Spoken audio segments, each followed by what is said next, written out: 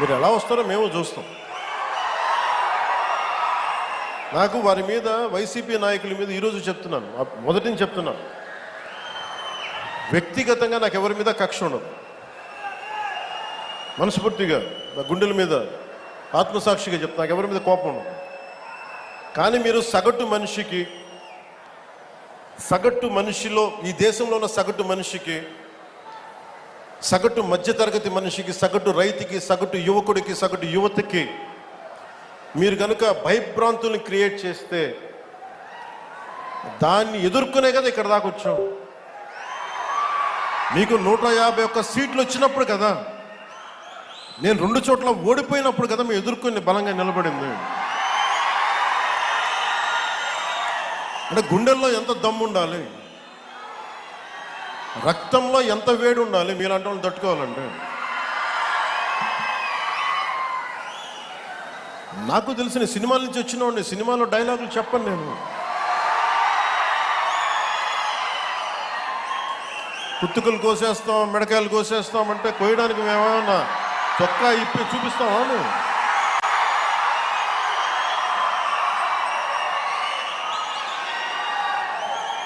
నేను సినిమాలో డైలాగులు చెప్పడానికి కూడా ఇబ్బంది పడతాను. సింహం గడ్డంగి తీసుకుంది, మేము గడ్డంగి తీసుకోలేదు. ఇది సరదాగా ఉంటాయి, మిమ్మల్ని చీరప్ చేయడానికో సరదాగా చేయడానికి. నిజంగా గడ్డం తీసుకుంటే ఎంత దరిద్రంగా ఉంటుంది చూడండి, ఆలోచించండి. స్నానం చేయకుండా, మట్టి కొట్టుకుంటా. అంటే ఇవన్నీ ఏంటంటే సినిమాల్లో చెప్పిన డైలాగులు. అవి ఎందుకు చెప్తున్నానంటే సందర్భానుసారంగా చెప్తున్నాను. ఖచ్చితంగా మీరు అద్భుతమైన పాలన చేసి కనుక ఉండుంటే మీరు 11 సీట్లకు వచ్చేవాళ్ళు కాదు. మీరు అంటే ఇది రెలవెంట్ కాబట్టి చెప్తున్నా. ఇది కక్ష తీర్చుకునే ప్రభుత్వం కాదు. ఇది తప్పులు చేస్తే శిక్షించే ప్రభుత్వం ఇది. అలాంటిది అంటే ఇది ఎందుకు చెప్తున్నానంటే మీకు వినండి, మళ్ళీ అరవండి. మీ ఉత్సాహాన్ని కాదండి, మీరు వినండి. అంటే మీరు అరుపులు అరుచుకుంటూ వెళ్ళిపోతున్నారు, వాళ్ళేమో బెదిరిస్తామన్నారు, కోస్తామంటున్నారు. మళ్ళీ మీ ఎర్ర జెండా శక్తి తెలియదు వాళ్ళకి. మీ గుండెల్లో ఉన్న ఆ వేడి రక్తం గురించి తెలియదు వాళ్ళకి. అంటే కడుపు కాలి ఉన్నవాడికి కష్టపడి పనిచేద్దాం అనుకున్నాను, మళ్ళీ తిరిగి కోపం తెప్పించుకోండి. పని చేసుకుని తల ఉంచుకొని పని చేసుకుంటూ వెళ్ళిపోతున్నాం. నిజంగా 11 సీట్లు ఇచ్చిన ఆ పార్టీగా మేము గౌరవిస్తున్నాం. ఈ ప్రభుత్వం గౌరవ ముఖ్యమంత్రి శ్రీ నారా చంద్రబాబు నాయుడు గారి నాయకత్వంలో ఉన్న ఎన్డీఏ కూటమి నడుపుతున్న ఈ ప్రభుత్వంలో తప్పులుంటే ఖచ్చితంగా చెప్పండి. ఖచ్చితంగా చెప్తే మేము సరిదిద్దుకుంటాం, లేదా వివరణ ఇస్తాం. అంతేగాని మేము కుత్తుకులు కోసేస్తాం, రంపాలు తెస్తాం, రంపాలు పెట్టి కుత్తుకులు కోస్తామంటే మీకు తెలుసు కదా, అలాంటి వాటికి తాటాకి చప్పుళ్ళకి మేము భయపడం.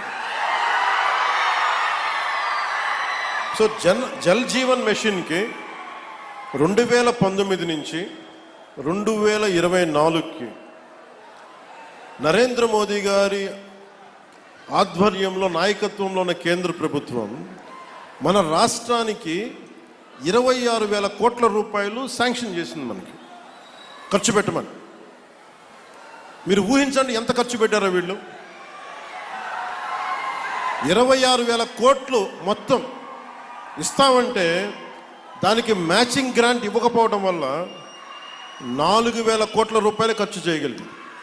ఆ 4,000 కోట్ల రూపాయలు పోయి కనీసం కొన్ని ఊళ్ళకి దాహం తీర్చారా అంటే అది కూడా తీయలే. ఆ 4,000 కోట్లకి పైపులు వేసుకున్నారు, అంతే. పైపులు వేసారు. ఇప్పుడు పైపులు వేస్తే వాటర్ సోర్స్ చూపించాలి కదా. ఎక్కడి నుంచి నీళ్లు పట్టుకొస్తున్నావు, చెరువు నుంచా, కుంట నుంచా, ఎక్కడి నుంచి పట్టుకొస్తున్నావు అంటే అవి కూడా చేయలే. పైపులు వేసి కూర్చోబెట్టారు. ఎప్పుడు మనకి ఉపరితలం నుంచి మన సర్ఫేస్ వాటర్ ఎప్పుడు వస్తుందని. దీనివల్ల ఆ 4,000 కోట్లు కూడా చాలా వరకు వృధా అయిపోయింది. ఈ రోజున జేజేఎం మిషన్ ఆగిపోతుంది. ఈరోజు మనం కూటమి ప్రభుత్వం ఎందుకు ఇంత బలంగా ఉన్నామంటే మీరు మా మీద పెట్టిన నమ్మకానికి అన్నదమ్ములు, ఆడపడుచులు, యువత, పెద్దలు, పిన్నలు, రైతాంగం, మధ్యతరగతి అందరూ నమ్మి ఓటేస్తే జల్ జీవన్ మిషన్ పథకాన్ని మేము ఆపేస్తున్నాం అని కేంద్ర ప్రభుత్వం చెప్పారు. మాకు కంటిన్యూ చేయాలని లేదు మాకు. ఎందుకంటే నీళ్ళు ఇవ్వడం అనేది స్టేట్ సబ్జెక్ట్.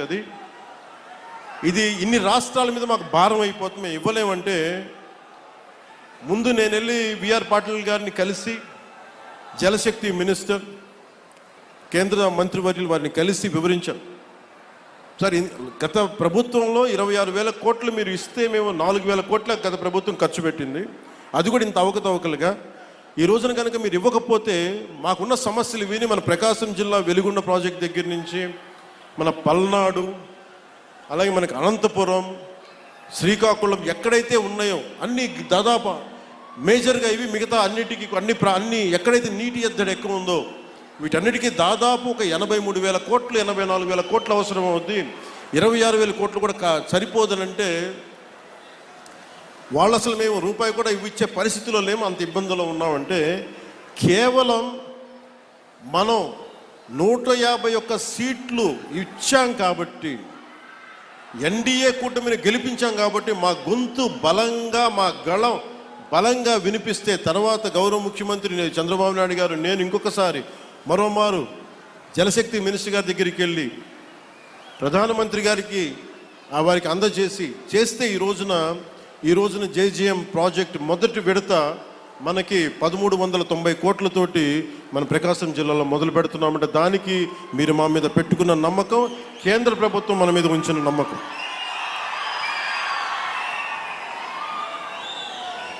అయితే ఇక్కడ దీనివల్ల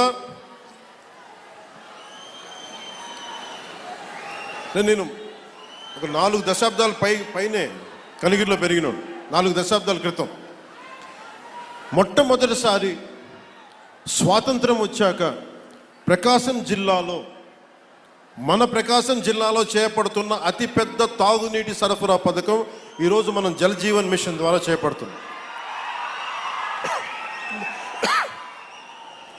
1,290 కోట్లతోటి ప్రకాశం జిల్లాలో 7 నియోజకవర్గాలు, ఎర్రగొండపాలెం, గిద్దలూరు, మార్కాపురం, కనిగిరి, కొండేపి, కందుకూరు, దర్శి అసెంబ్లీ నియోజకవర్గాల పరిధిలో 18 మండలాలు, 578 గ్రామాల్లో ఉన్న దాదాపు 10 లక్షల పైచిలకు జనాభాకు వచ్చే 30 సంవత్సరాల పాటు ఈ పథకం ఫస్ట్ ఫేజ్ ద్వారా తాగునీటిని అందించబోతుంది.